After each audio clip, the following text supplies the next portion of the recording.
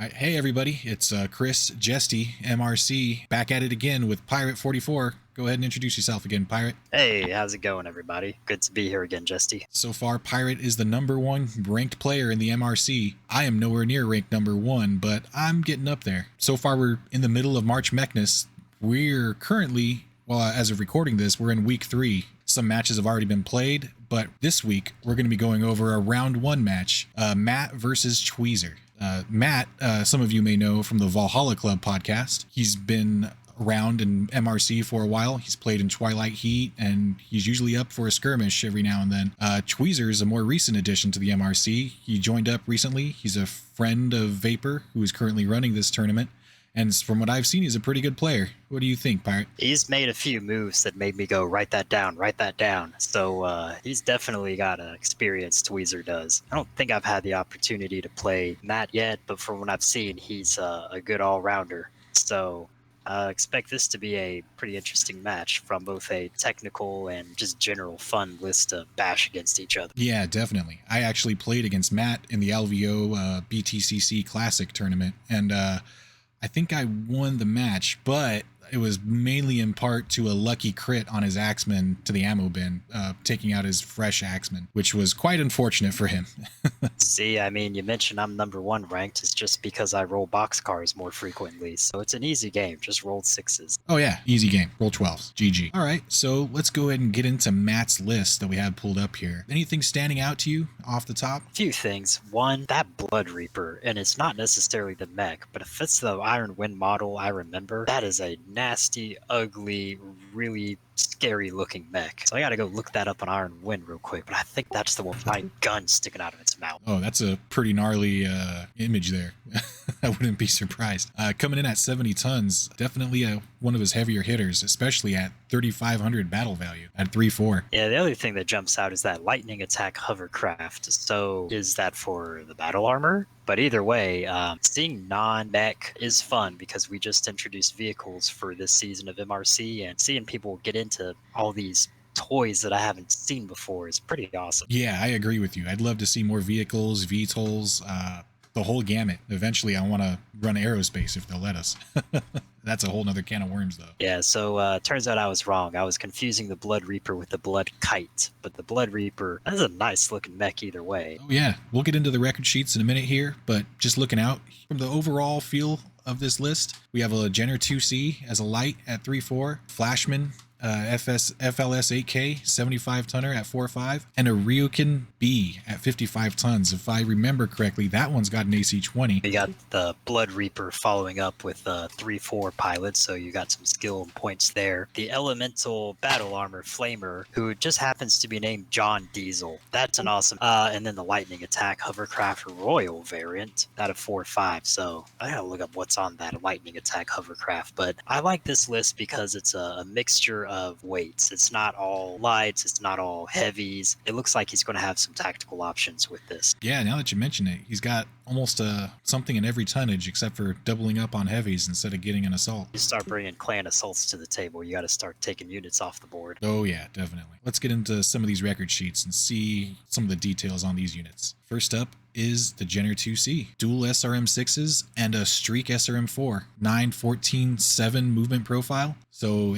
it's definitely going to be quick. One of his faster units, likely going to run it straight at an objective, round 1. I really want to like this mech because it's a Jenner. I love Jenners, and it's fast, and it has SRMs, and it's going to pop behind you and start tearing off your rear armor. But the armor itself is just so weak. I'm thinking precision or a pulse laser is one clan medium pulse is going to go critical anywhere except torsos, except the center. So I just never had any luck with this one.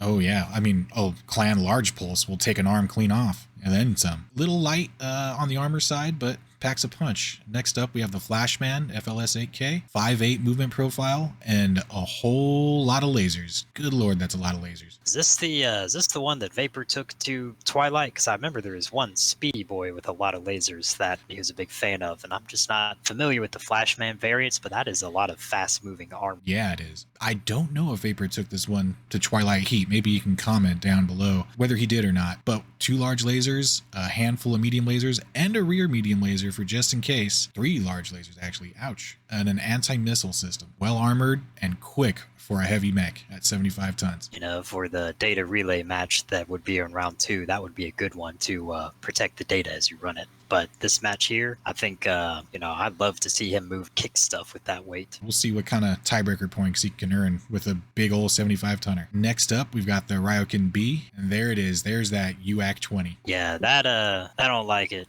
It's a UAC 20. That's big and scary, and it should be. But that's a lot of weapons and a lot of arms. I won't harp on it too much, but 27 points of damage will shear one of those arms off. 27 points of damage is a lot of damage, though. To be fair, though, it does happen. 6'9" movement profile, so it's pretty quick. Then again, it is a 55-tonner, so it better be, especially coming in at 2,200 battle value, almost 2,300. It's a good chunk of his force. I guess if you maneuver it right, absolutely, you can't ignore it. Yeah, and he's got those 6 ER mediums to fall back on, so he can reach out and touch someone outside of his UAC 20 range. Simple, but effective, especially in a close-range brawl like these objectives will be. Let's get into the next mech, and there's that Blood Reaper you were talking about. 464 movement profile, 70 tons, 2,600 base battle value.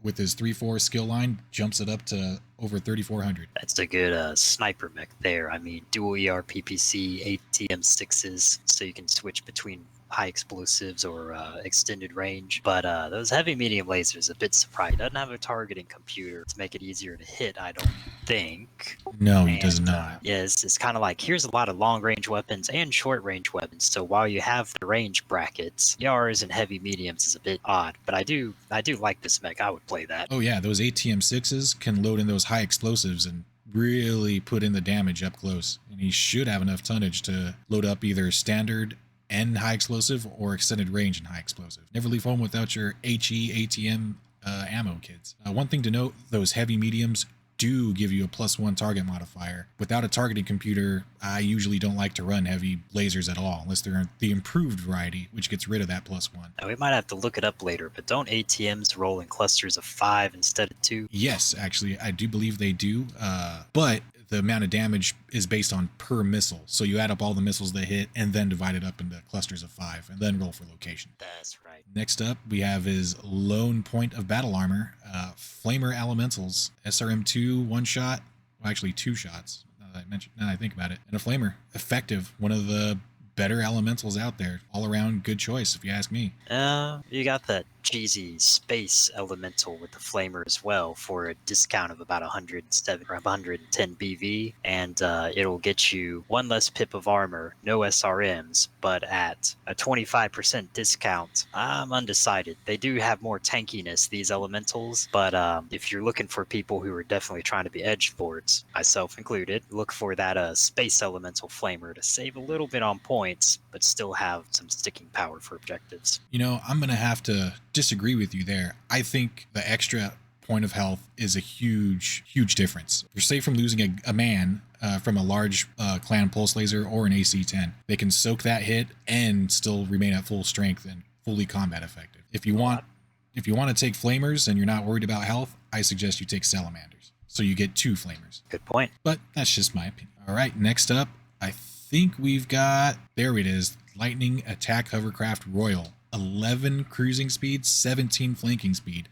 One thing to note, this is a hovercraft, which means if it's flanking and turning at the same time, he's going to have to make a piloting check to not skid or slide. So my first impression here is actually not about the mech itself. It's actually about the record sheet. That is a really nice record sheet, nice and clear with the motive system hits. It's better than what I've been seeing. But looking at not the mech, the vehicle itself, it's got tag. Not sure what he's going to use that for. I didn't really see a lot of LRMs in this list. 2 medium pulses is a nice, backstabber harassing weapon. So is the Street SRM2. So nice vehicle, but tag is throwing me off. Maybe that just happens to be there. Yeah, I think the tag is stuck on here. I don't think it's a feature. It's more of a, an add-on that he couldn't get rid of that he's paying battle value for. In fact, I don't think he has any LRMs in this list, now that I think about it. Yeah, unless ATMs can fire indirect. No, they cannot. The more you learn. Yep. I learned that recently myself, looking into using them. Learned that in a game against Brad the other day. Unfortunate for me, because was planning on using them in direct, and it didn't work out that way. But yeah, I like this. The 2 medium pulse lasers and the 2 streaks to go crit seeking aren't too bad. Reminds me of a Pona, just with a little less armor and about half the weapons, but like a quarter the BV. So yeah, this is good. All right, let's get into Tweezer's list. Do a quick little rundown. What jumps out at you? Immediately, the first thing I notice is he's running only 4 clan mechs and 2 sets of battle armor. So if you look at this, the Mad Dog A is the first thing I noticed. Okay, we got the Koshi, we got the Crimson Langer. Oh, whoa, Mad Dog A. That is a SRM boat. That is a keep away, shoot on sight, don't let it get near it. Oh yeah, that is going to be a crit seeking machine once it closes into range for those SRM6s, which I think it has 6 of total, if I remember correctly off the top of my head. We'll find out in a little bit. That Warhammer 2C, though, I believe it's got 2 ER large PPCs, maybe a large laser. That's also a sniper. So he's got some speedy boys, some snipers, and then some, battle armor to run around and boop things. So I like this list because, again, it's asymmetrical. So he's got combat maneuvering options. So I would expect this to be a very somebody sitting in the back on each side, and you have a lot of chaos going on in the middle match. Oh yeah, I like the Warhammer 2C in general because it runs a standard fusion engine. So even if you lose a torso, you're still fully or half combat effective, and you're not taking any extra heat, which usually these clan second line mechs are pretty heat inefficient. And the clan medium battle armor, Raish? I'm not sure how you pronounce that. It's pronounced Rochelle. Rochelle? Close enough. I have no idea.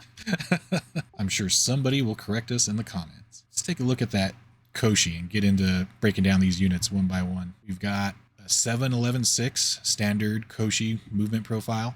Is that 5 SRM2s and a NARC and an active probe, which will be useful in round 2 of this tournament? It will be, because I actually had the pleasure of fighting Tweezer with this list. I know that Koshi, it's got a lot of SRM2s, which I didn't understand why you had so many other than crit-seeking chances. But if it has that NARC beacon, you know that it's going to, every other mech that can in this list is going to have NARC-capable ammo, since there's no penalty to make it NARC-capable. Yeah, there's no reason not to. It's just C-Bill's cost, which we do not track. Not much to say about it. Clan light mech. Not a lot of armor, quick-ish for a light mech, 689 battle value, but not a bad deal. He's definitely leaning into that NARC beacon for sure. Next up, we've got the Crimson Langer Prime. Now, I am not familiar with this mech at all. 50-tonner, 7-11-5 movement profile, almost 2,000 battle value coming in at 3-4, or at 4-5, I should say. 2577 coming in at 3-4. Not a bad mech. I don't know if... with the targeting computer? Ooh, okay. Go ahead, Pirate. That targeting computer is for the heavy lasers, but when you have a speedy mech like this and you add the targeting computer and an ER laser, it, in theory, could be a long-range harasser without suffering so much of the penalties, or, can zip in and still be annoying. So this is another battle armor taxi, but at the same time, that probe will be useful in the city fight later, or use the probe for a -1 to hit something camping in the woods along with that targeting computer, along with that ER large. You're going to start putting some hate on somebody that thinks they can play turret tech. The forests are not safe when you've got a probe on your mech. Unfortunately, it's only a light active probe, so the range is only 3 hexes. So you won't really be able to take advantage of that. That's a good point. Unless he gets right up and close, impersonal, and brings those heavy mediums into short range, which with the targeting computer to cancel out the +1 target modifier is very dangerous. It looks like it's decently heat efficient too, so pretty good mech. All right, next up we've got the legendary Vulture Mad Dog A. We always talk about the SRM6s on this thing. I didn't even realize it had a LB5X. It's basically an SRM6 monster, but that LBX5 is nice to crit seek from range, and you got an arm, you may as well stick something on it. ER PPC in the other. Again, if you told me it was a medium pulse laser, I would have believed you. But nope, it's a clan mech, so of course it's an ER PPC. Not too heat efficient, but I figure it's a bracket fighter. Once you get up close, you're probably not turning on that ER PPC, instead unloading with all those SRM6s. and maybe the LB5X if you can spare the heat. 5.8 movement profile, not bad for a clan heavy, about average. Coming in right around 2,000 battle value at a 4.5. 2,000 battle value, but 72 points of damage or heat, depending on what he wants to shoot at you. Oh, yeah. And he's got the NARC beacon, which means all of those SRM6s likely have NARC ammo, which means they're going to be hitting for 4 missiles on average instead of 3. Yeah, that's not going to be a pretty sight if this thing connects with a lot of those missiles. The only downside of this is it's Mad Dog, so it's only got 30 points of armor in the torsos. So there's a lot of ammo. Yeah, it's probably got case, but there's a lot of ammo in a weak armored torso section for a short range clan mech. So you have to keep line of sight very important. Very true. Don't want to expose yourself with this for longer than necessary. Next up, I think we've got the Warhammer 2C4. There we go. 2 ER PPCs, 2 ATM6s, and a little ER small laser thrown in for flavor. Yeah, that's your stand back and just stand still somewhere on a hill where no one has cover. And, anyways, I started blasting type of, profile mech. Oh, yeah. And this thing is armored heavily. One of the more efficient clan heavies. Even though it's a second line mech, it's still very dangerous and can zombie around the map pretty well. And, that's the danger of it. It's far away, so I'm going to try to ignore it. It's heavily armored, so I'm going to try to ignore it. And I can't get close to it because there's no minimum range and it's got high explosives. So I'm going to try to ignore it. But the problem is it keeps killing my stuff. So what am I going to do? Exactly. And it's also very heat efficient. It can fire both of those ER PPCs, both of those ATM6s, and run every turn and be heat neutral. Really efficient clan mech. I didn't know you were a Warhammer 2C salesman. Well, I did use the Warhammer 2C3 in the LVO, so it's near and dear to my heart. Next up, I think we've got the battle armor. Currently, Tweezer has 2 of these clan medium battle armor raches. The trick to them is they can jump 4. That's going to throw people off thinking, aha, I'm going to be out of your jump 3 range. Why are you underneath me leg kicking? And was that 1-shot SRM2? Or no, it's 2-shot SRM3s. Those are nice for crit seeking mechs that Warhammer's probably already poked a bunch of little holes in. So the good news is that you can count hex bubbles, I see. 10 armor. They're as armored as an elemental. That's pretty good, actually. And they're cheaper. They can jump further. Wow. Why aren't I using these? Granted, they have a SRM3 that's only 2 SRM3 1-shots and a machine gun. So they don't have a flamer to heat up a mech and, deal damage at the same time. But they can jump for 4. I think that's a fair trade. Well, and honestly, if you're taking battle armor for leg attacks, how often are you going to be shooting that flamer? And if you're shooting the flamer, that's nice, but you're also going to be crit seeking that machine gun and is just as good for. Very true. I like these a lot more than I originally thought I would, because I didn't realize they jumped for 4 until you pointed it out. Yep. So I'm going to start seeing, besides Dasher H's, I'm going to start seeing a lot of Clan Rash battle armor in a few months, I believe. Oh yeah. You can thank us later. All right, that's a decent rundown of each other's forces. What do you think, Pirate? Which one do you think is going to come out on top? Let's do a big overview here. We have the Jenner 2C, Flashman, Ryokin, Blood Reaper, Elemental Flamer battle armor, and Lightning Attack hovercraft for Matt. So this is the modified Domination on the center line with 4 objectives to capture. So I see this as, these are really balanced lists. I don't see one that's just jumping out and screaming, hey, pick me, pick me. I do like the list from Tweezer a bit better just because it's more standard. Like you've got your sniper, you've got your missile boat, you've got your harassers, and you've got your battle armor that can sit on objectives and do area of denial. And I just know those mechs better, so if I was playing these lists, I'd feel more comfortable with that. But at the same time, there's a lot of hate going on in that list from Matt, so I'm excited to see that. Oh yeah, there's definitely some brawling potential coming out of that Ryokin, the Blood Reaper, and the Flashman. I'm curious to see which one will come out on top, but I think I'm going to have to agree with you. I am a Warhammer 2C supporter, So I'm going to side with the Warhammer 2C. I've used one to good effect, and I've also used a Koshi to good effect. Not too familiar with the Mad Dog. I'm not a fan of the Mad Dog, but the other two balance it out. So they get my vote as well. The main thing I'm excited about is seeing that lightning attack hovercraft. I want to see that thing zip into the back of that Warhammer and do that through armor crit that kills the head. That would be great to see. Hopefully he can get some use out of that lightning hovercraft. For 633 battle value, it doesn't have to do a lot to make up its battle value in cost. With that being said, let's go ahead and get into the game. Okay, round 1. Here's placement. Anything standing out at you? We can take a look at the map and figure out where they're all heading.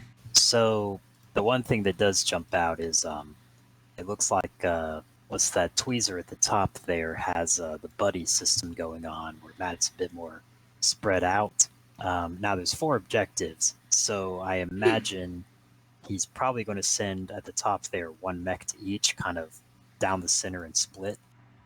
And Matt's probably going to bum rush, and it looks like he might have already pre-designated this mech is running to that hex, this one's running to that.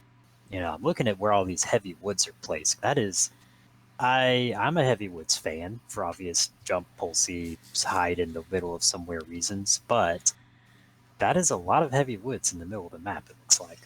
Yeah, I'd have to agree with you there. Tweezer's up top, Matt's down south. I don't know if I like how Matt's spread out across all 4 objectives right off the bat.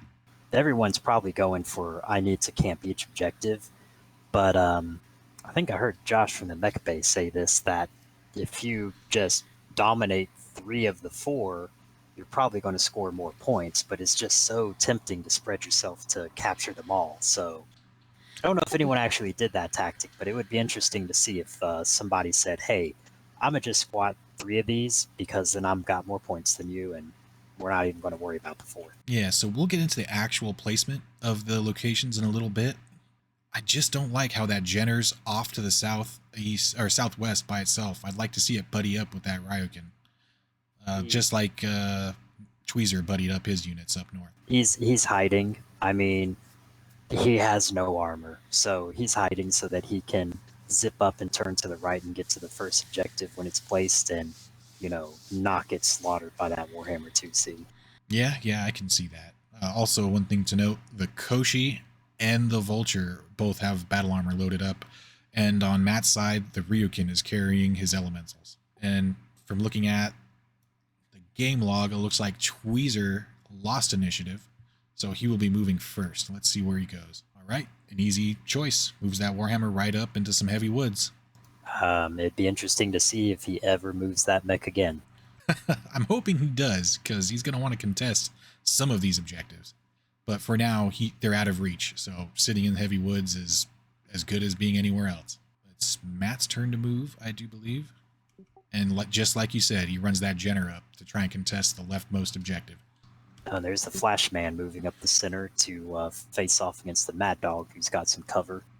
Yep. And, you know, fundamentals, but you'll notice that he dropped his battle armor off in cover so that Flash Man can't just bop it out of the ground. Yep, that's an experienced player. One of the telltale signs, they keep their battle armor safe when deploying. Hiding behind level 1 means they're pretty much immune to being shot with anything that's not area of effect. Where's Matt going to go? He moves his Blood Reaper up a little bit, getting closer to that rightmost objective. I'm keeping an eye on him because I've never seen that mech be played, so interesting to see what ends up happening.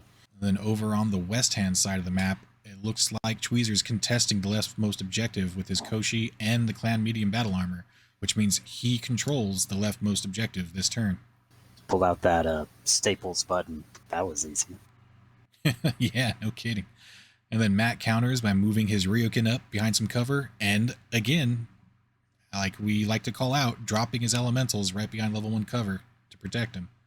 Good play. He's also got heavy woods on either side of that, so he's just in a nice little, you know, dugout right there. Oh yeah, that's a really good defensive spot. Unfortunately, I don't believe it's in range of any of the 4 objectives.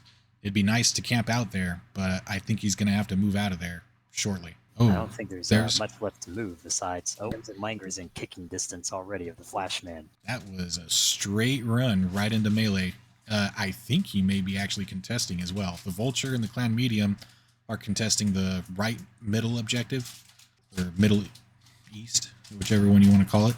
So yeah, we need to start labeling these Alpha Bravo Charlie Delta, except cooler names. yeah, we'll have to come up with some good names for these objectives. There we go. And where did that lightning hovercraft go? He's a fast little bugger. Oh, he went all the way around to flank the Mad Dog. Perfect. That's what you want to see out of a small, fast hovercraft. Get in the rear arc of something a lot bigger than it. That lives up to its name of lightning. Yeah, 1117, I think, is his movement profile. So Now, the Mad Dog might be able to flip its arms, if I remember right. And if it does, it's got that LBX-5 in one of them. So, be interesting to see if he takes some cluster ammo to try to pop that thing in one turn. that I don't know if it can flip his arms, but it's also in minimum range for the LB5X, so it would kind of cancel out some of the cluster bonus. Let's see what the firing lines look like. Hey, what do you know? We've got some objectives marked out as well. Hey, that's handy. We'll thank the same technology that brought you the yellow line on the first down. Oh yeah, some artist drew the rightmost objective over there, getting creative. Let's see. We got the. That's interesting. The Warhammer's going all the way across the map at the Blood Reaper. You know, maybe that's just the best shot it had. It's only intervening woods once. Yeah, I was going to say, it doesn't look like there's any cover in between that Warhammer and the Blood Reaper. Whereas, if you're looking at the Ryukin, he's got cover and a heavy woods. And I don't think the Flashman's in line of sight because they're both on level 1 behind level 2. The Lightning Hovercraft is a vehicle, so level 1 cover blocks it. And the Jenner's behind the level 2 as well. So that might be his only shot. Yeah, and that Blood Reaper has a decent shot without the cover for that Mad Dog. But Flashman and Crimson Langer look like they're about to spit venom at each other. Yeah, and the Mad Dog's going to unload onto the Flashman as well. Not looking good for him. That's a lot of fire, and he's got no cover from that. What I can tell with that line being drawn to him. It's a bold move, Chesty. Let's see if it works out for him. Yep. Fortunately, he's just outside of the objective. So Tweezer, assuming none of his units die a horrible flaming plasma death, we'll take the objective for this round. Let's get into the combat log. Well, the Warhammer 2C decided that 11s was the best shot it was going to get, but it couldn't roll 11s. Oh, it hit with its ATM once. 5 damage to the Blood Reaper. First blood. There we go. Follow up with that lightning attack hovercraft scoring a center torso hit to the rear. 1 armor remaining. That's what you want to see. That's exactly the kind of value you want to see out of a lightning attack hovercraft that you spent 600 battle value for. Too bad those streaks didn't lock on. Next up, we've got the Blood Reaper. Whiffs across the board on 11s. Not surprised there. Oh, that Crimson Langer, though, it's done 20 damage, so it may be able to knock down the Flashman from that ER large and heavy medium hit, and then be able to kick it without getting a kick in return, so that would be nice to see. Oh yeah, you always want to hit that 20 damage number. Free knockdown rolls. You never know when they're going to roll snake eyes and fall over. And it looks like the Flashman, unfortunately, misses everything on 10s. Hopefully he's not overheating for that. Next up, the Mad Dog, unloading with an ERPPC and a couple of SRM6s. Both of them miss. Oh, but yeah, he did strip the center armor with one of those ERPPCs, but the 2 SRM6s miss. No, I did not fast forward, but yeah, that Flashman needed a 5 to stay standing. Literally rolled snake eyes, you called it. Oh, no. That is not how you want to start the match. That is not some good luck there for Matt. Yep, Disco Stew, and he takes the damage. I'm sorry. He rolls the 5 and avoids taking the damage. Thank God. It's the little things that, you got to be thankful for. Could always be worse, right? It could, but if he does a careful stand, he's got a Vulture with a lot of SRMs ready to pounce on him, and I don't think he can really get him much cover standing up and moving next turn. No, I mean, he is pretty quick for Inner Sphere Heavy, but he also just got kicked by the Crimson Langer for a couple of damage. 10 damage, not bad for a grounded Flashman. That could have hit him somewhere important, like the right arm. And he's on the floor, so it's the full body table. Exactly. All right, looking at the heat, only one heat on that Mad Dog. That explains why he only shot the RPPC and the 2 SRM6s, trying to stay neutral. It's still early in the match. Coming into round 2, looks like Tweezer lost initiative again. Let's see where everybody's at. Okay, Flashman's prone. Let's see what he decides to do. First move goes to Tweezer. If I was Matt, I would move that Flashman absolutely last. All right, it looks like he moved up the Warhammer 2C4, and I don't know if you noticed, but all of the little VTOLs, they're just objective markers, so that the other players can tell where the objectives are while the match is going on. They all ejected. That way they can use the wreckage as a marker. Unfortunately, you can't see the wreckage for the middle right objective because of all the tags of units covering it, but it's right there in Hex 2112. Pro tip, if you make the VTOL go up as high as you can in the sky, when you eject, the fall damage means it's more likely to leave a big crater. All right, that Warhammer is just outside of contesting range. Let's see. Oh, there we go. Matt moves his elementals up. Now he's contesting the middle right objective. And it looks like Tweezer counters by just scooching his clan medium battle armor rash on the west objective. Now that Jenner's already contesting, isn't it? It is, but the weight of numbers means that Matt has it right as of right now, unless he moves that Koshi out of the contested area. So last round, as we mentioned, Tweezer did pick up the 10 objective points for controlling 2 zones.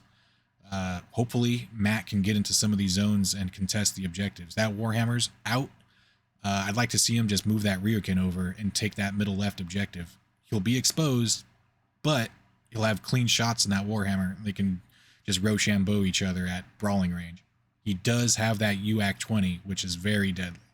I'm waiting to see what that Blood Reaper does on the right-hand objective, because that's a bit of a trap. You have all that ice, which you can fall in, and somehow if you can make it to those woods, you're not contesting. So that is a very difficult one to hold.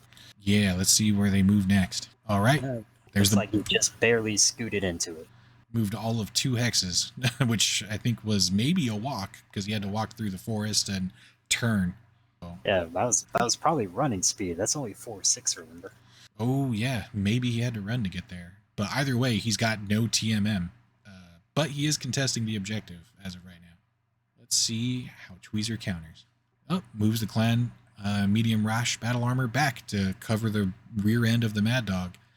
Let's see if Matt moves his lightning hovercraft out from there.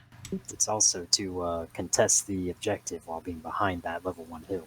Yeah, they're pretty much impervious unless somebody moves up. Oh, I don't know if I agree with that move. Matt looks like he walked the Ryokan just outside of contesting zone in the middle right objective. Maybe he's threatening for sure the middle right objective, but as of right now, Tweezer has not yet moved his Mad Dog or his Crimson Langer. They can maybe duck behind him or fall back behind some cover. Or get up on those woods if they wanted to step out and give a head kick to that Ryokan, where there's not really anything that can return fire. Very true. Let's see how Tweezer counters. Oh, was not expecting that. Crimson Langer runs to the rear of the Blood Reaper. That is not going to be good. No, because that's a kick, but there's no minimum range on some of that stuff. No, there is not. That Blood Reaper is in for a world of hurt. Let's see what Matt does. He still needs to move the Flashman, the Lightning, and the Jenner. Oh, that's a bold move. But that's exactly what you want to do with something like the Lightning, going from rear of a heavy mech to the rear of an assault mech. Well, the only downside is that Koshi hasn't moved, so it can do a nice little stroll, but it would give up the objective if it did so and just kick that thing out of the fight. Very true. It can also just scooch over a couple hexes and get rid of some of the forest cover while remaining in contesting zone. So we'll see what he does. Well, there you go. He did exactly that. He's getting a good shot in on that while removing some of that forest and intervening. Yeah, that was a good play. He's definitely going to be winning that left objective. Nothing Matt has can reach the leftmost objective. I kind of want to see Matt run that Jenner to the middle right objective to contest. Did I miss it? Did he already move his Flashman? No, it looks like the Flashman is still prone as of right now. So there's only Matt did win initiative, so he has to move something currently, and then Tweezer will move his Mad Dog next. And there goes the Jenner. I don't know if I like that. That could be dangerous. That's not 3 woods protecting you from that Warhammer, but that is a rear shot into the Koshi. If you get that Koshi out of the game, it'll get rid of all those narc beacons. Yeah, on top of that, it's 1 less unit to contest that objective on the west side, or any of the objectives, really. Now the question is, where does that Mad Dog and where's that Flashman go? Ooh, wasn't expecting that. Doubling down on the Blood Reaper on the east side of the map. Well, I'm guessing he's hoping that the Flashman... Oh, Flashman fell trying to get up. No, that's not what you want to see. Poor Flashman. So right now, the objective the Vulture left is still contested. So he's got that one, unless the Flashman gets up again. Currently, I do believe it's a wash, unless some units go into forced withdrawal. Because Tweezer has the leftmost objective. The middle left is completely untouched. The middle right is a wash because the 2 battle armors contesting. And then the far right is controlled by Matt. So, if I'm reading this right, that Flashman has a rear shot and the Ryukin has a left side shot. So that Blood Reaper is about to get hurt. There is intervening woods, but I think that Vulture might stumble here. Yeah, let's get into the combat log. See how this firing round shakes out. Oh, there goes all those ferrets ejecting. There's the pilot rolls. There's the fall for the Flashman. Needed a 4, rolls a 3. Ooh, that stings. Well, look at that Crimson Langer, though. As much as that stings, if you're going to shoot somebody, I guess hitting the same leg helps, but there's a lot of armor there. No, good lord. No center torso explosion. He had 30 armor in his legs, apparently. Jesus. Well, that is a pilot roll, so. Oh, but look at this lightning attack hovercraft. What do you see going on there? Critical hit right arm, and then critical hit right torso actually connects and takes out an ATM-6. So getting some value out of that lightning hovercraft, but unfortunately, I think that Jenner 2C is going to pay the price for its hubris. Coming out of cover to get the back shots on the Koshi, taking an engine hit, a gyro hit, and losing a streak SRM-4. Oh, 2 gyro hits. So I think it's in forced withdrawal, which means it can no longer contest anymore. Not only that, no gyro means you're never moving again. So he's stuck in that hex and going to be easy pickings for that Koshi and the Warhammer if he sticks around. Flashman, he needed 11s. Doesn't surprise me, but yeah, just whiffed it there. Yep, hard shot. And the Koshi putting more hurt into that Jenner 2C. Or, yeah, the SRM's hitting. Not really connecting too significantly, considering he's already lost a gyro. Just a jump jet. Blood Reaper only needed 8s, but 1 ER PPC hits that Vulture, and that's all she wrote. 8s across the board, and you only hit 1. Not beating the odds there, but unfortunately for that Vulture, he only needs 6s, and he misses 3 of the 6 rolls for all of his SRM 6s. I said 6 a lot right there. And the ones that did hit, though, just kind of sandblasted. He had a through armor crit on the leg, which didn't hit anything, but the rest of it, it's going to cause a PSR with the other damage he took, but didn't really do much else. No, just like you said, sandblasting him a bit. Unfortunately, the Ryukin misses the UAC 20 on 10s. I'm not sure if it was an ultra mode or not, but I was really rooting for that Ryukin to just pop, 20 into the back of the Mad Dog and blow something out, but yeah. Oh well. I'll have to write my fan fiction later. And yep, just whiffs 10s across the board on the ER mediums as well. Jenner 2C gets a head hit in on the Koshi, so at least he does some damage before falling to the floor permanently. 2 head hits there. Ooh, there you go. That's better. 2 head hits, not bad. Yeah, it didn't roll too well on the cluster table for the SRM-6. Only 2 out of 6 missiles hit, but Streak 4 took out most of the rest of his armor on both his arm and his right leg and rear torsos. Yeah, that Koshi's not long for this world. In other news, though, the Flamer Elementals coming in clutch. What do we got here? critical hit SRM6 clan narc capable ammo. Looks like a full bin of 15. Explodes for 180 damage. That's what you love to see. Is that 3 immediate pilot hits right there? 2 from the explosion are automatic pilot hits that you don't get a roll for. So, And, well, it's critical hit engine. Is that in the left torso? I mean, the section's destroyed, but if that's 2 engine hits, that Mad Dog's in force withdrawal, isn't it? yes, it is. 2 engine hits definitely puts you in force withdrawal. He can still zombie around with the other half of his mech, but he's missing half of his firepower. And not looking good. You never want to take 2 pilot hits from an ammo explosion. All right, scrolling down, we'll look at the pilot rolls. Yeah, the Vulture stays standing. It took 40 plus damage, so it had an additional +1 on top of the +1 to stay standing with that TAC Ops rule of enhanced damage. Stays standing, but the Blood Reaper just couldn't make it and fell down there. Yeah, one thing to note about the +40 for the Vulture, if we scroll up a bit, it says it took 180 damage from the ammo explosion, but when it comes to checking for the PSR, you only count actual bubbles filled out. Since the case blocked all the damage that would have transferred, you don't take the full 180 damage and automatically fall from a ridiculously high piloting skill check.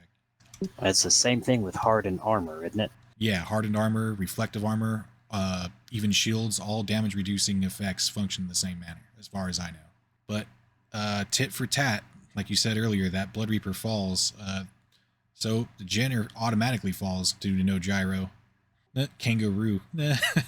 Well, he did jump. He just, jumped into a kettle of hate. Koshi kicks him no, not the Koshi. Crimson Linger kicks the Blood Reaper for good measure. Only 3 armor left on that right arm. Well, I guess it pays to have armor there at least. Yep. Oh, there we go. Mad Dog's overheating by quite a bit, considering it's missing half of its mech. 14 heat is where it's currently sitting at, and it avoids ammo explosion and avoids shutdown. So nothing to see here.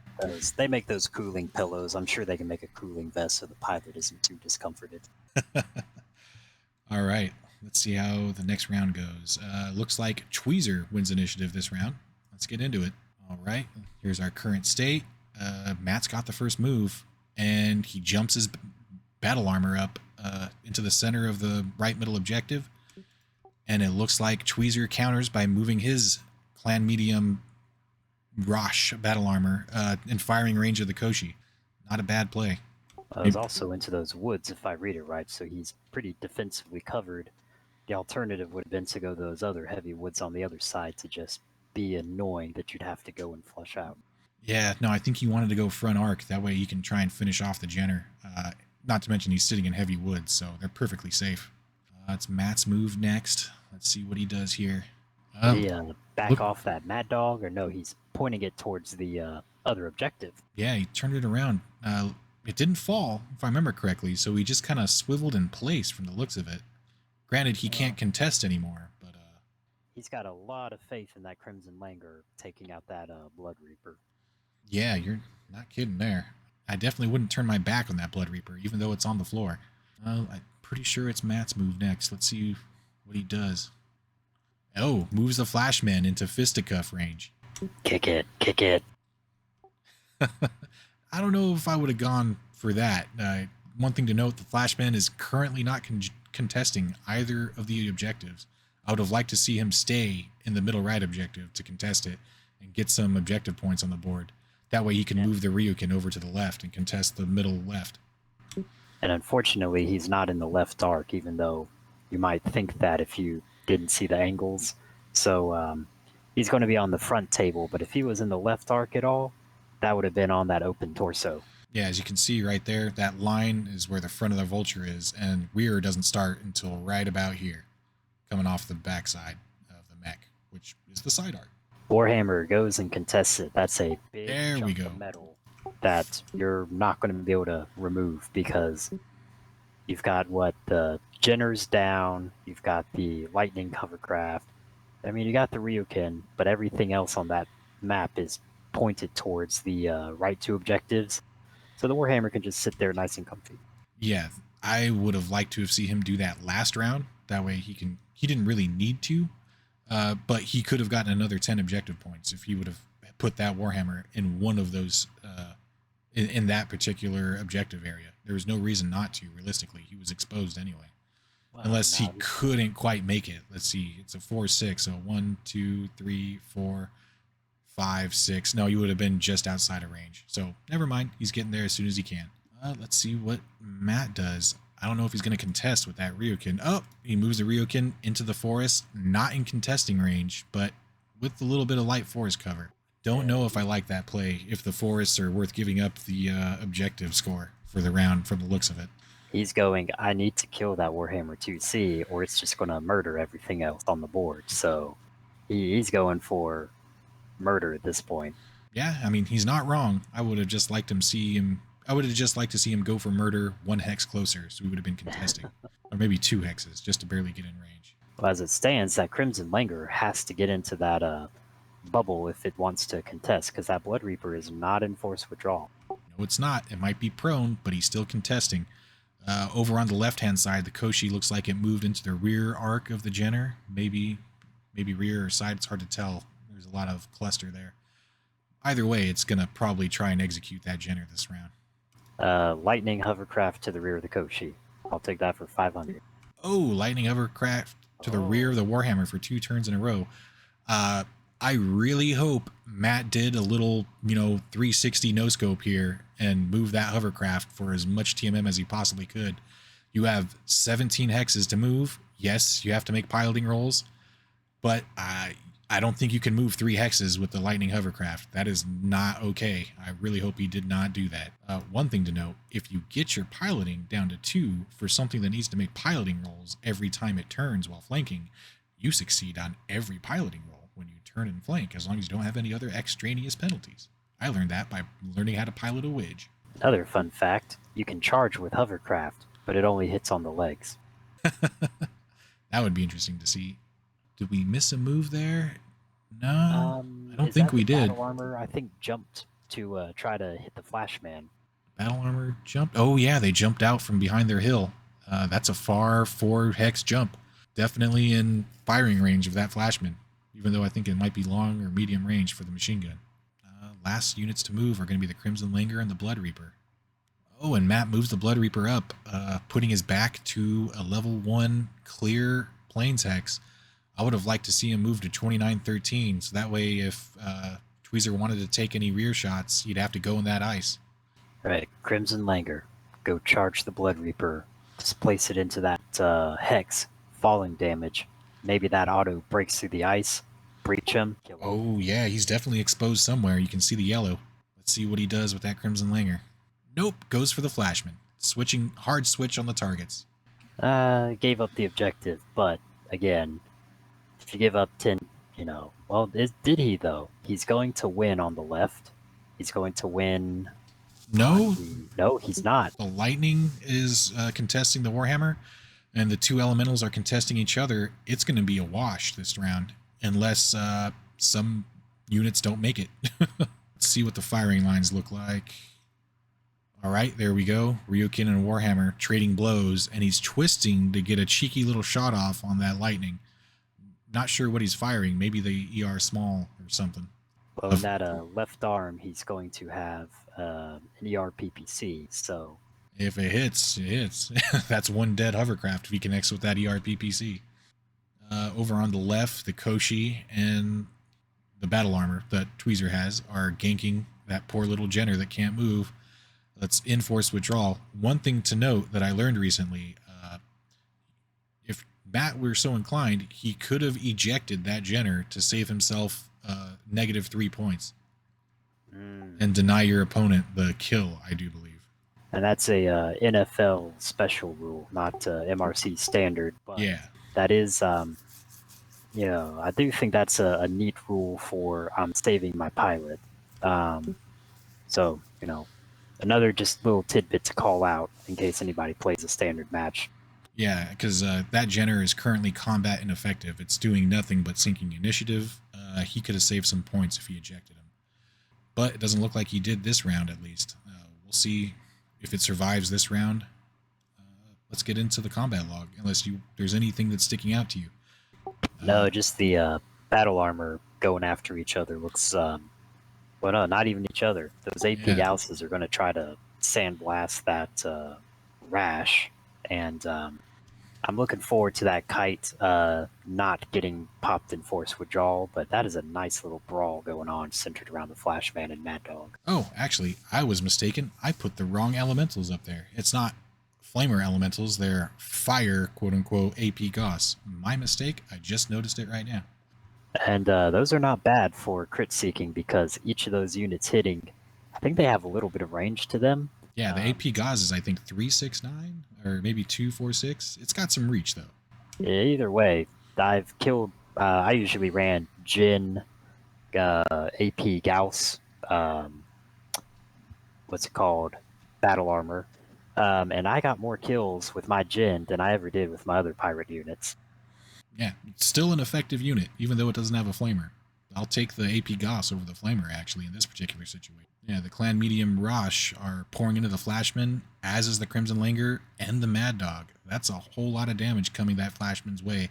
Let's see if he can weather the storm. Let's get into the combat log. All right. First up, piling check succeeded. And the Lightning Hovercraft. 6 damage to the center. Another 6 damage to the center. Another 2 damage to the center. 1 armor remaining. Internal critical hit. Double heatsink. Well, even at a double heatsink, that's going to start whittling him down. And now that Warhammer has to focus on his facing. He can't just rely on his bulk armor. Yeah, I don't think there's any way to keep that lightning out of your rear arc unless you back up against a level 2 hex or some woods.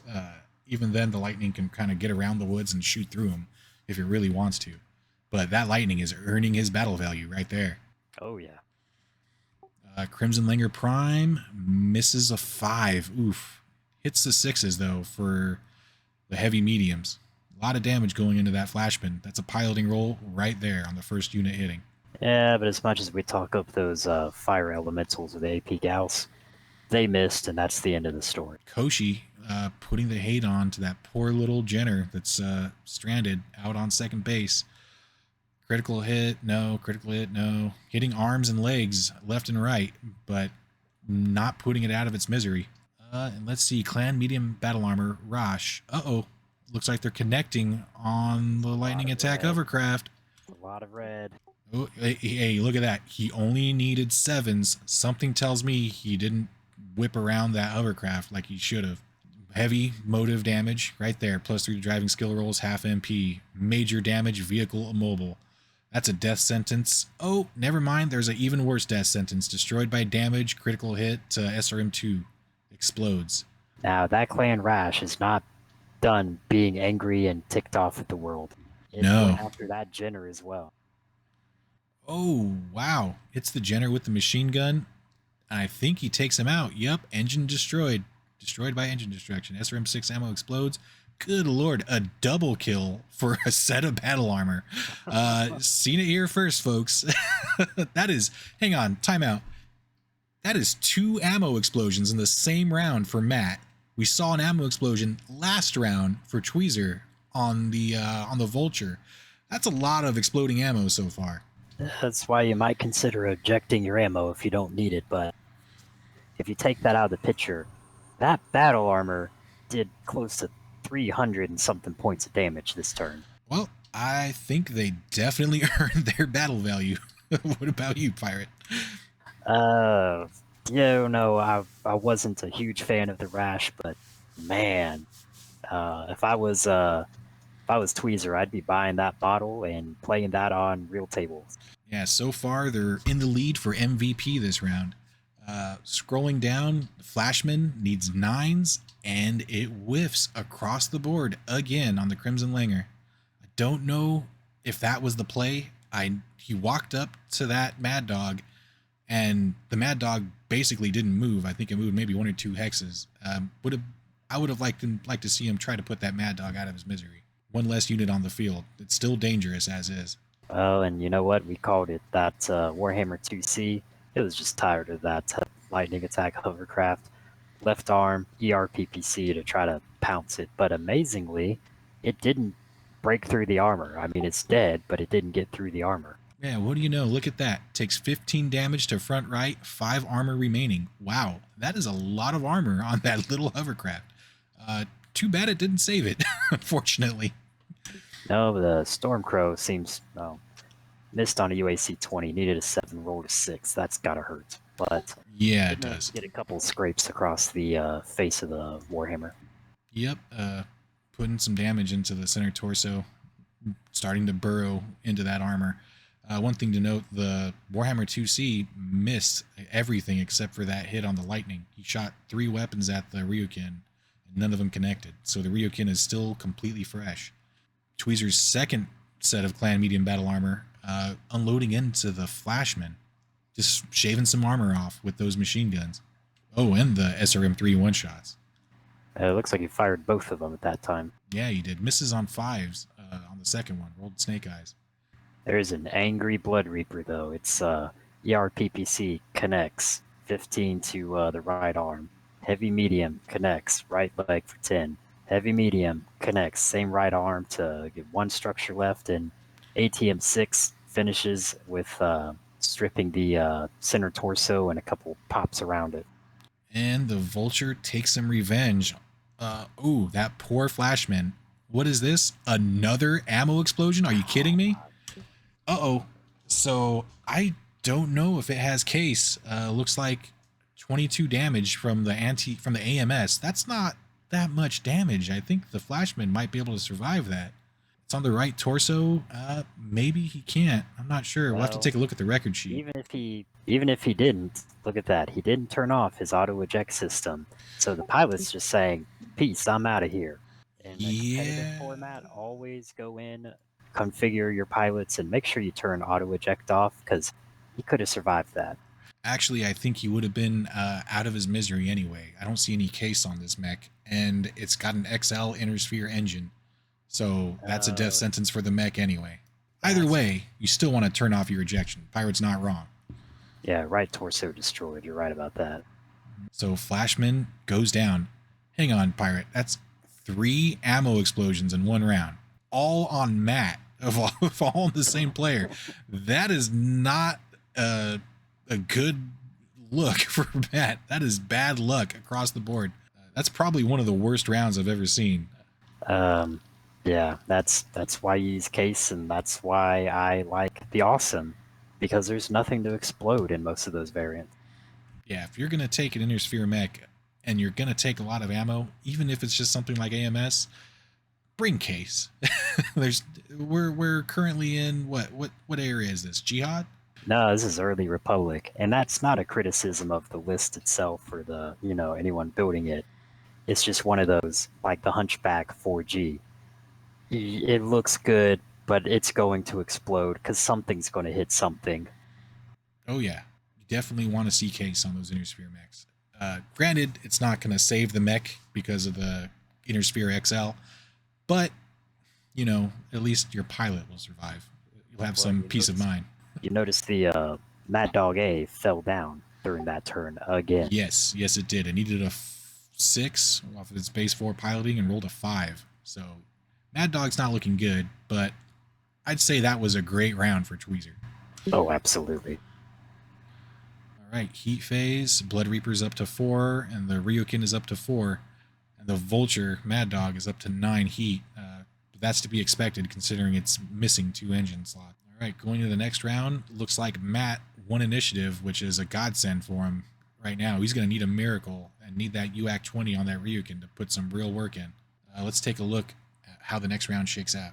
So here's all the units that are still there last turn, and there's all the squish marks that are there now. They used to be. A lot of impromptu clubs laying on the field. Yeah, an arm here, an arm there. Oh, no, that's a lightning hovercraft. An arm there. All right, so Tweezer's up first, and it looks like he's got to move 2 units. Looks like he jumped his clan medium battle armor over here on the west objective, getting himself back into cover and some trees, so he's perfectly safe. That leftmost objective is his.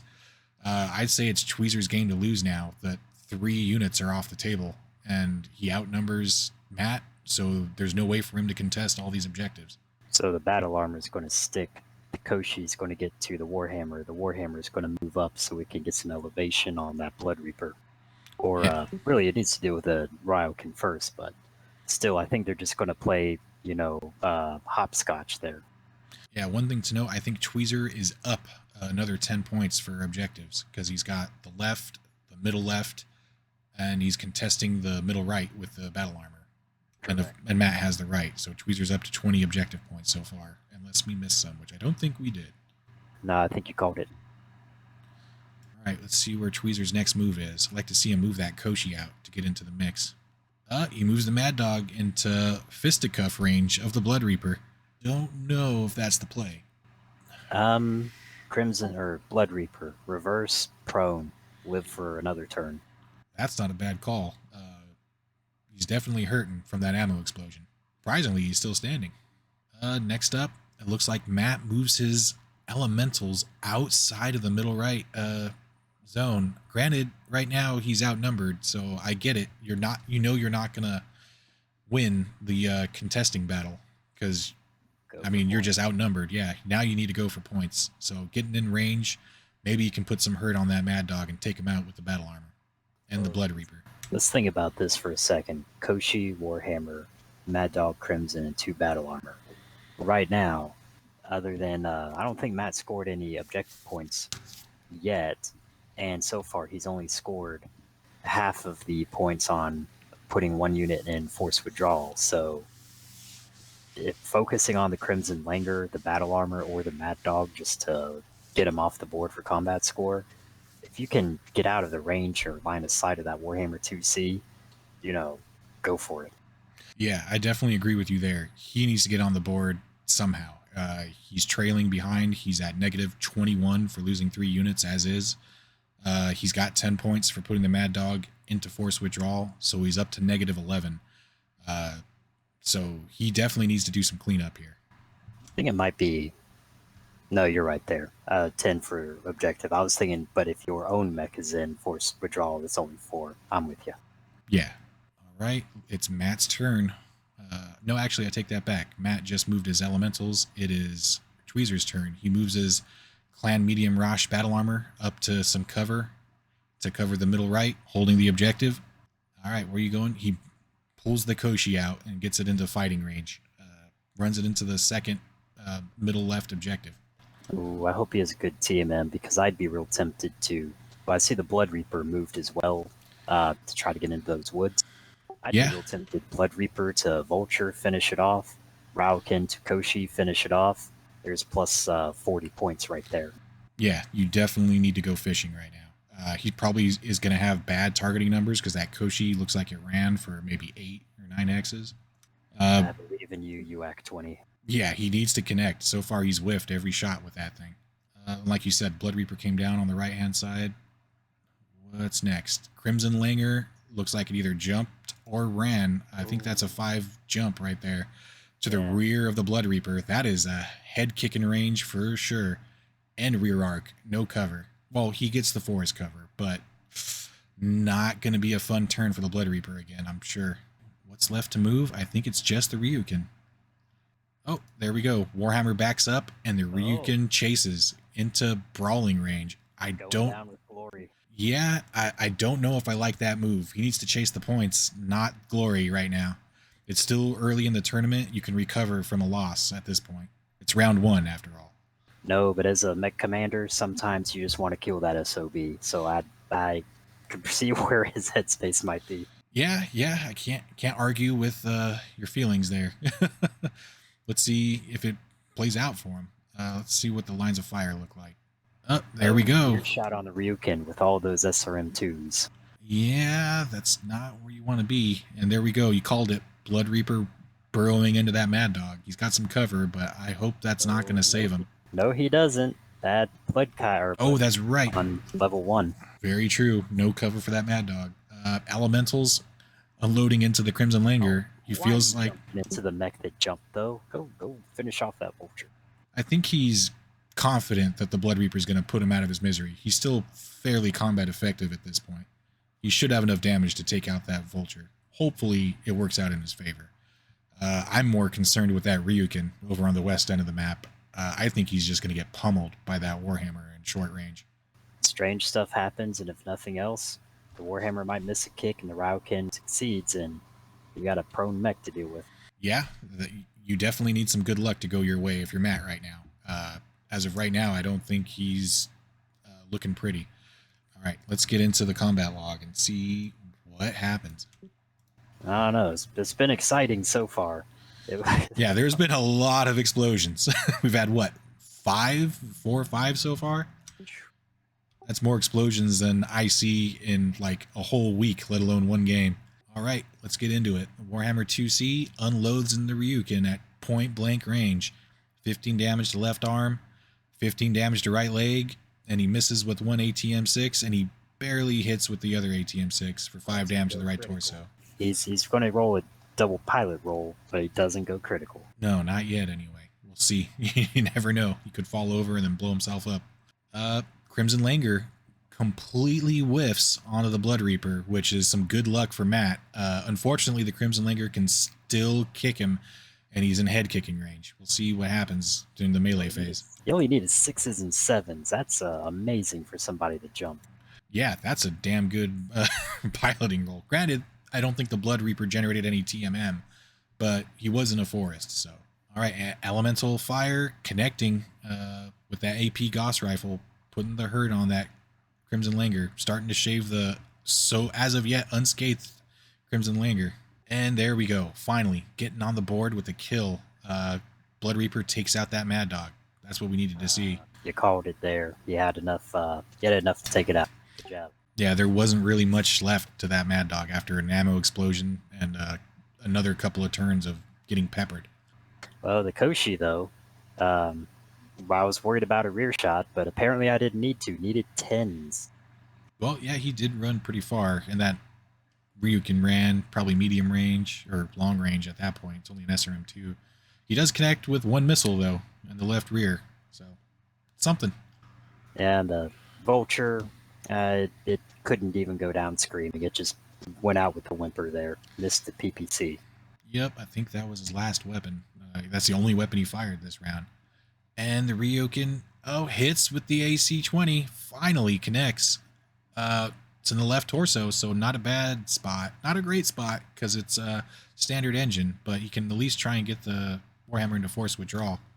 And then the rest of his medium lasers connect on the center torso with one miss on 6s. Not a bad round for him. He needs a lot more luck than that, though. And the Warhammer goes down, though. It needs a 5, rolls a 3, and falls on its left side. No! The Ryukin goes down and falls on a 3. They both fell. Man, you get a little bit of luck coming your way for Matt, and then Lady Luck just snatches it right back and says, nope, you're falling too. Oh, man, that is just one of the worst series of events I've seen in a match for one player. Let's get into the physical phase here and see what happens with that Crimson Langer. Oh, no. In range. Oh, no, it's about to get worse for Matt. Look at this. Hits with the kick, right torso rear, takes 10 damage, armor destroyed, goes internal, connects with the critical hit, one location, and what does he hit? That's ammo, again. Is that like the 6th ammo hit that we've seen? Oh, and it wouldn't have been so bad. The Crimson Langer, or the Blood Reaper, would have still been, I think, maybe combat effective. But he passed out on a 3. Doesn't even make the consciousness check from the ammo explosion. Right torso destroyed. You do get case to prevent anything from going over, though. But can we just talk about how Pass My Prime on a Dime? That is an awesome pilot name. Yeah, that the S tier pilot names coming out from Matt and Tweezer from the looks of it. That is a choice. Pass My Prime on a Dime. I didn't even notice that. Good call there, Pirate. I think Matt wins the moral victory here. Well, but the Blood Reaper does, because it's pilot unconscious. It falls because it can't roll the piloting roll. Takes a little more damage on his side. I mean, he's not dead, so he can be an initiative sink. That Crimson Langer standing above it, adjacent, it's going to go and finish him off. Yeah, not to mention he's already in force withdrawal. He's got 4 pilot hits, not likely to make that consciousness check. Going into the heat phase, Blood Reaper's at 18 heat, and he shuts down anyway. So even if he didn't explode, well, he wouldn't have had the engine hits, I guess. But Blood Reaper all around, not a good turn for it. Ryuken's sitting at 9 heat as well, also heating up. Not a place you want to be when you need to pull a miracle in order to come back in this match. Maybe he'll win it on initiative, but let's see how that next round comes out. I got a feeling this match is going to be over soon. All right, there's the firing. We must have missed something though, because Tweezer, as soon as we start the next phase, mentions that he's only got 30 objective points on round 5. So there must have been another contested one in there of that. No, he has him. He gets it for this round right now. So now he's up to 30. Oh, right.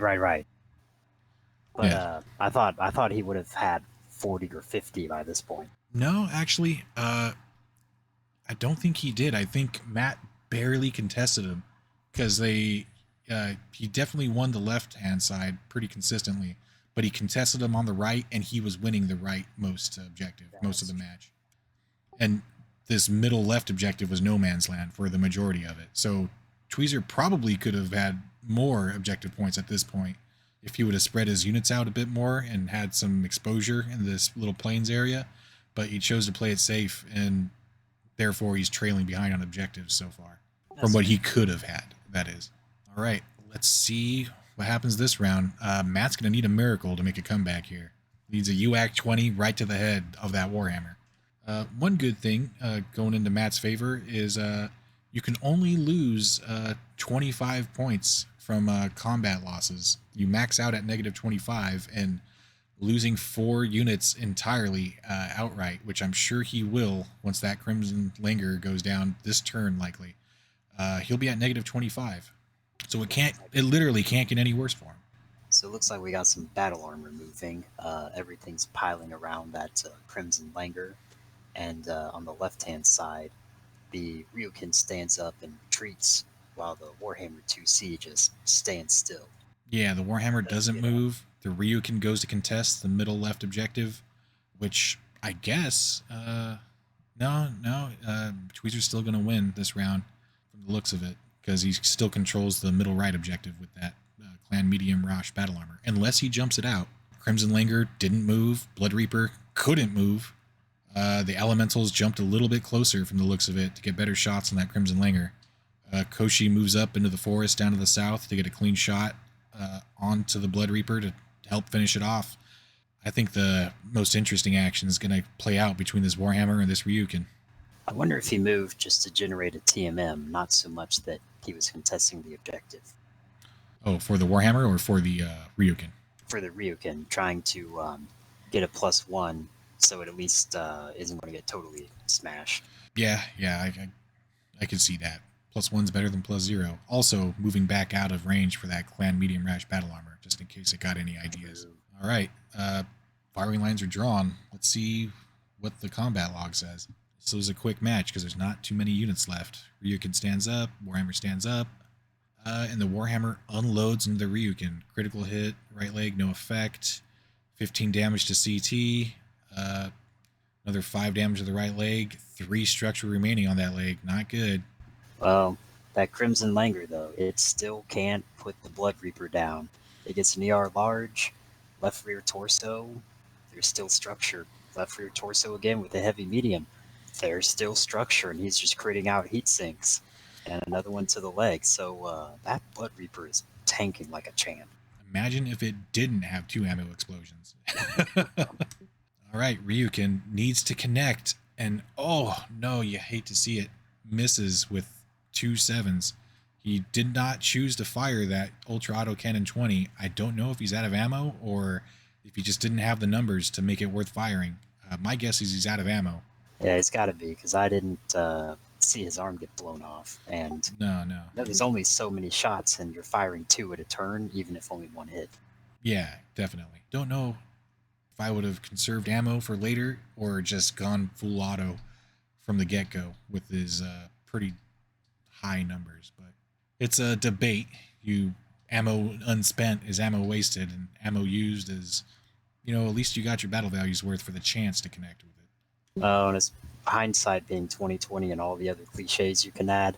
Realistically, if you did hit, man, I'm so glad I did. But if you didn't, you're just kicking yourself later. There's no good answer. Yep, you heard it here first, folks. Go full auto every time. All right, Koshi unloading into the Blood Reaper, still not putting it out of its poor little misery. Hits with a bunch of SRMs, though. Slowly sanding it down. Only armor. Part of that is because you got the Crimson Langers attacking the rear, having to eat through that, and the Koshi on the front, which is hitting a lot of leg armor. But, you're absorbing the maximum amount of damage by spreading it out like that. Yeah, and I mean it happens when you don't aim and try to put the mech out of its misery. Also, elementals connect with their Gauss rifles onto the AP Gauss rifles, mind you, onto the Crimson Langer. Gets a head hit. That's progress. We need to see a lot more of those in order for Matt to make a comeback. Luckily, the Ryukin makes his piloting check. Unfortunately, he didn't put enough damage into that Warhammer to force it to make a piloting check. Crimson Langer kicks the Blood Reaper, takes 10 damage to the center torso, but is still there. 21 internal structure remaining. That is one hefty boy. I'll definitely be reviewing that for a future list now. Oh yeah, that Blood Reaper is a hell of a meat shield. All right, heat. Looks like the Ryukin cooled off a little bit. Maybe that's why he didn't fire that AC-20, if he still has any ammo left. He was at quite a bit of heat, and the Crimson Langer Prime is up to 2 heat as well. All right, let's take a look at the next round. Only so many moves for Matt to make. I'm assuming he's going to move that Blood Reaper first, because it's just an initiative seek at this point. I don't even know if he can eject him at this point, if his pilot's unconscious. Yeah, you can't eject an unconscious pilot. And he did not wake up. He needed a 10 and only rolled an 8. Oh, missed it by that much. All right, looks like Tweezer moved first and just scooched his battle armor back into cover. Doesn't want to take any unnecessary damage. And since he lost initiative, he's definitely going to have to move 2 units at a time. Just wiggles his other battle armor back into cover to protect him. Yeah, not seeing too much aggression from those battle armor, but you don't need to.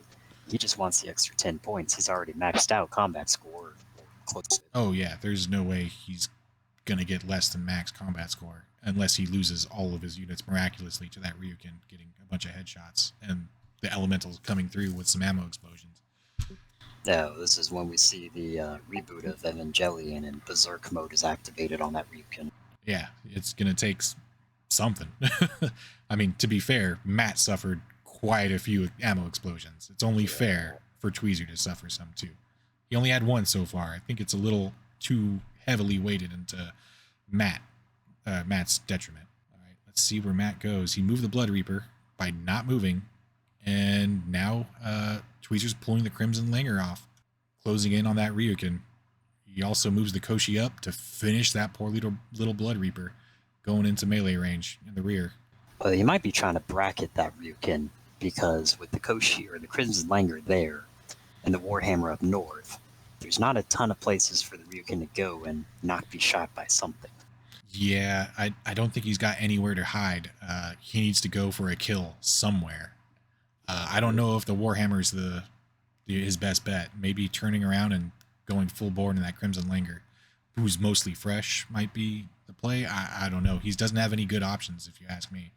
Although, go ahead, Pirate. Sorry. I was going to say he could reverse into the woods that are directly behind him. He only needs 5 movement to get there. Yeah, that would probably be his hill to die on right there for sure. Only downside is then if he did have UAC 20 ammo, he'd be way too far away from the Warhammer to really make use of it.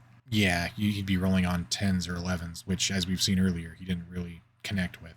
One thing to note, the elementals did jump over here on the east side to get in the rear arc of that Koshi. Maybe they can make some magic happen, get him some more points. Machine guns will do it.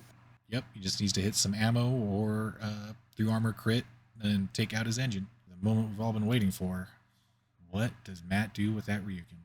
Tweezer's going to move the Warhammer over 1 hex, staying in forest cover. He's putting his back up there, thinking that Ryukin can get behind him somehow. The Ryukin is fast at 6'9". He may have actually been able to get rear shots on that Warhammer, which would definitely be what he needs. Oh, Oh, he's going for it. Going into kicking range, into the forest at least for some little bit of cover and some TMM for him. I don't think we really need to. We, like you said before, the shots call themselves. Lines of fire being drawn at all the obvious targets. Crimson Langer and the Koshi pouring into the Blood Reaper to finish it off. Ryukin and Warhammer going fisticuffs, and more than likely that elemental battle armor is pouring into the back of that Koshi. Both of Tweezer's battle armor staying out of the fight, staying down, and getting him objective points. Let's pull up the logs and see what happens. Yes. I'm excited here. All right. What do we got here? Initiative round 6. Okay, here it is. Warhammer 2C. Section destroyed. Right leg. Ooh. Did he still have armor there? Apparently. No, he didn't. Yeah, he was really low on armor there to begin with. 12 damage transfers to right torso. Not good. Critical hit on foot actuator, but is no longer there. No armor remaining on that right torso for the Ryukin. Connects with some ATMs, but other than that, just surface damage. He's going to be falling from missing a leg, for sure. So if he survives this round, he's going to be in a world of hurt. Oh, Crimson Langer, though, I mean, it's aiming at the left arm for whatever reason. Yeah. Takes it out. Hit aimed location, left arm. No, he that's doesn't an take odd. it out. There's still 2 armor or internals there. I don't know why he would have fired there, but maybe there's something exploding. I mean, he's already suffered enough explosions, don't you think? Yeah, I think this is the movie Hostel being played out. All right, weapons fire for the Koshi. Narc apparently hits the center torso for the poor little Blood Reaper. And then he unloads with his little SRM2's hip. Destroyed. No left arm. Critical hit. It's the gyro again. 2 gyro. Nope. There it is. Further down. Destroyed by engine destruction. Takes 1 damage to center torso critical. That's it. That's the 3rd engine hit. All right. Oh, let's see. Ryukin unloads in the Warhammer. What do we have here? Critical hit. High explosive ATM 6 ammo. That's exactly what we needed to see. 2 pilot hits and 2. No, wait. Maybe it's not 2 engine hits. I'm not sure. But it is. Oh, yeah. Left arm. There you go. So definitely not 2 engine hits because clan mechs have case everywhere.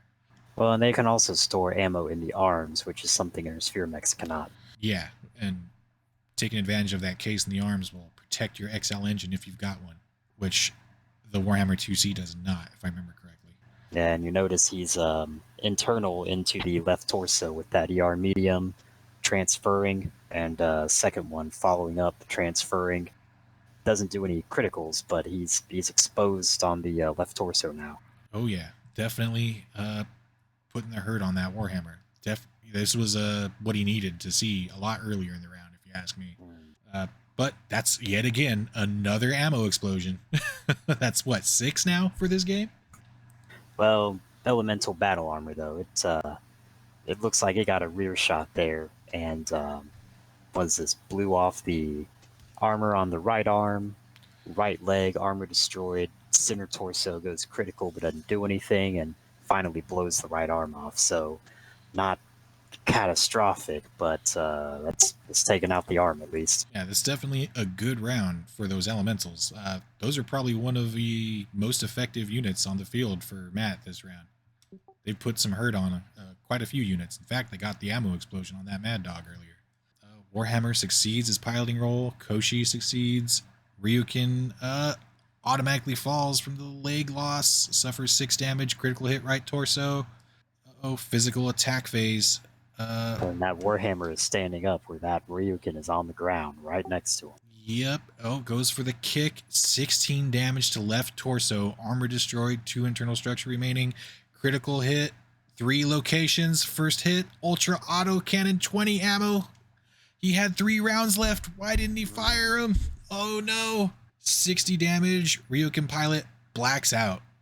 That's 2 engine hits. He is in forced withdrawal. And another engine hit.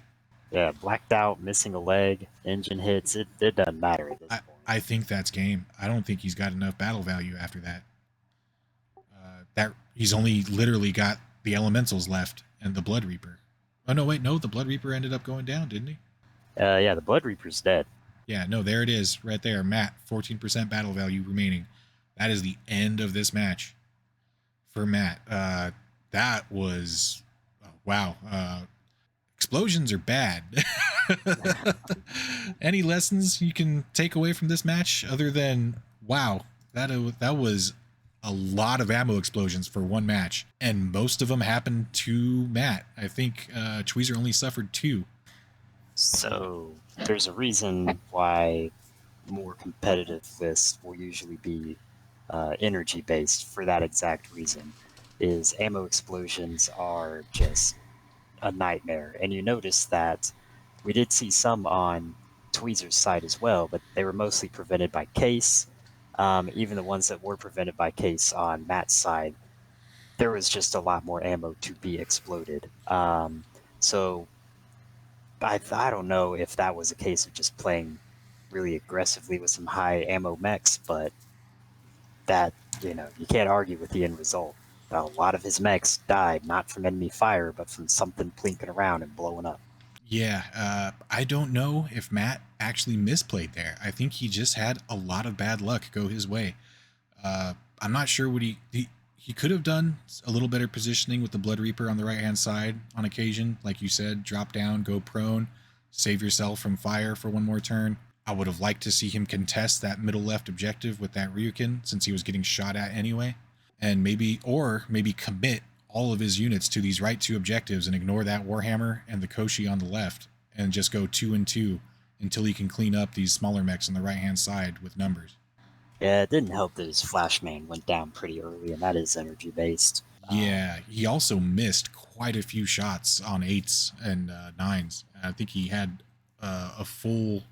I think that Flashman whiffed almost every shot it took, if I remember correctly. Yeah, it did. And like you said, dice rolls just weren't in his favor. But before we go into all the things that went wrong for Matt, I do like that Royal Hovercraft. I mean, it should have moved more to get a higher TMM on its last turn on the field.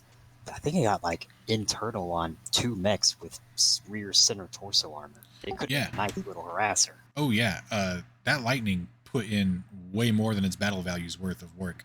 I would either consider that or his AP Goss Elementals to be the MVPs this round. The Ryukin put up a good final stand, but it missed way too many UAC 20 shots to carry this match. I'll do a slight disagreement, although those 2 were effective units. That Blood Reaper, the amount of damage that thing soaked up, he had to commit a lot of hate on just the one unit and spend a lot of time whittling it down. That might be why he got the Crimson Langur off of it at the end. He's like, this thing's going to die eventually. I'm going to move my longer range stuff away from it. But even though he took out the Vulture, that was already damaged, but even though he wasn't the most damage pushing, the Tweezer had to make a lot of considerations on a tank over there. Yeah, no, you're not wrong. That Blood Reaper is a lot tankier than I was anticipating. It took him way too long to bring down that Blood Reaper, in my opinion. It had no business surviving that long.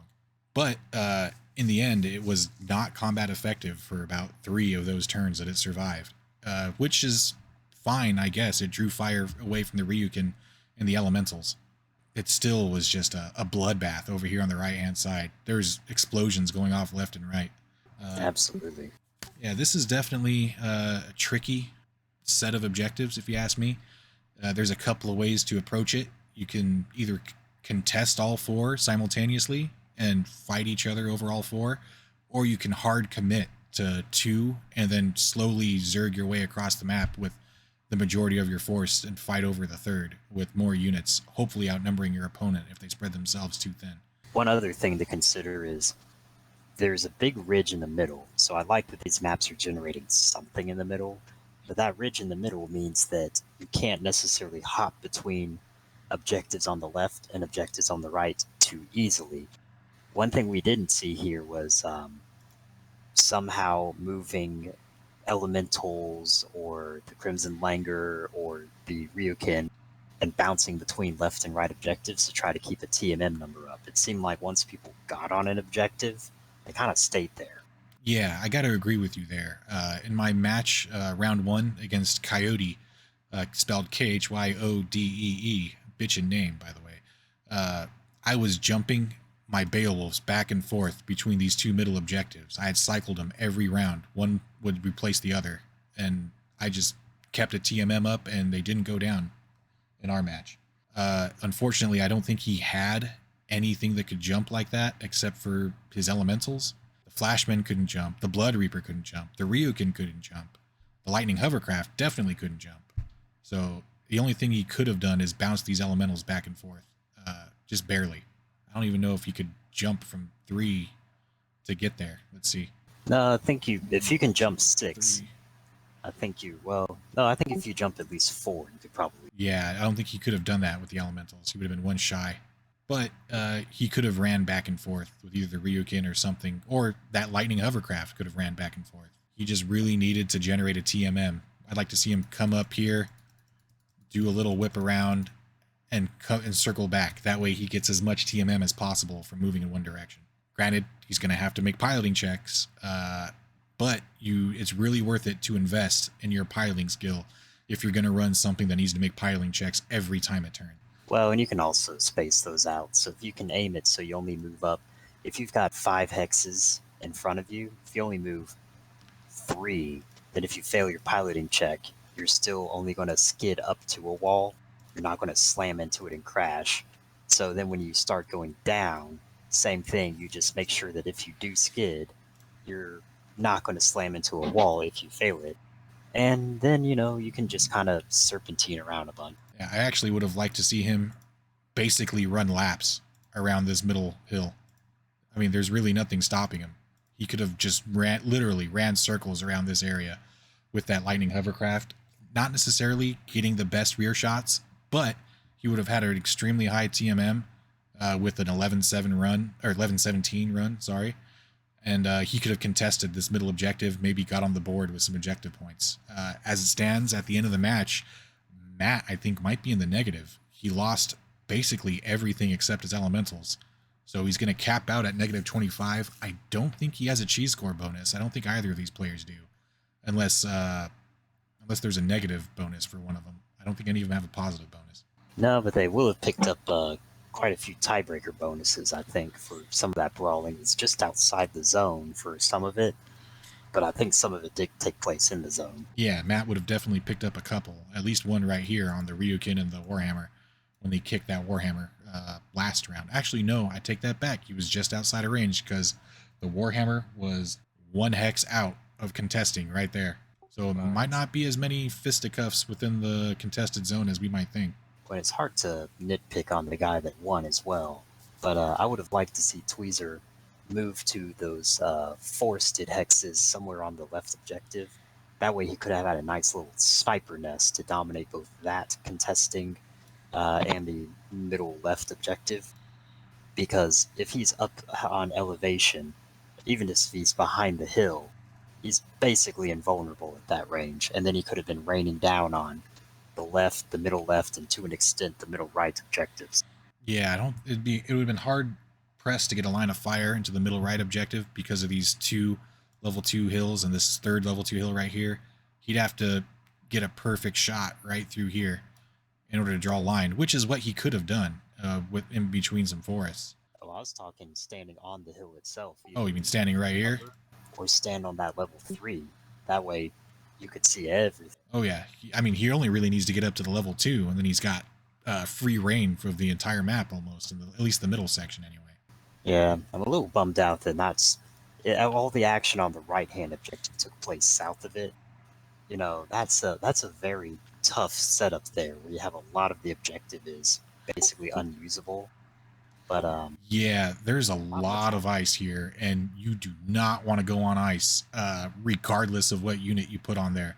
All of this ice right here is a death sentence to any infantry. All you have to do is target the ice with a little 1-point or 2-point weapon, and they fall through and die instantly. Hold on. I know mechs have to roll not a 6 to not fall through the ice. You can shoot the ice? Yes, you can. Brad did it to me. I put some battle armor.